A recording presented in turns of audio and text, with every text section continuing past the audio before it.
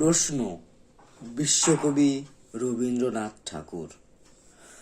ভগবান, তুমি যুগে যুগে দূত পাঠায়েছ বারে বারে দয়াহীন সংসারে।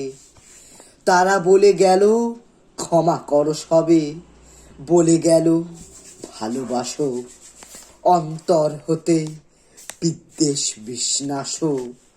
বরণীয় তারা, স্মরণীয় তারা, তবুও বাহির দ্বারে আজি দুর্দিনে ফেরানো তাদের ব্যর্থ নমস্কারে।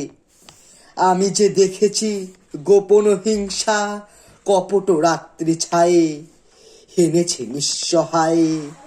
আমি যে দেখেছি প্রতিকারহীন শক্তের অপরাধে বিচারের বাণী নীরবে নিভৃতে কাঁদে।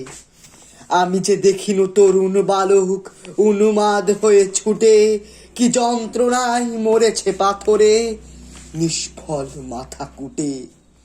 কণ্ঠ আমার রুদ্ধ আজিকে বাসি সঙ্গীত হারা অমাবস্যার কারা।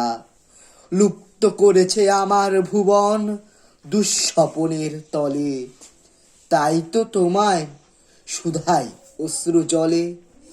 যাহারা তোমার বিষাইছে বায়ু নিভাইছে তব আলো, তুমি কি তাদের ক্ষমা করিয়াছ?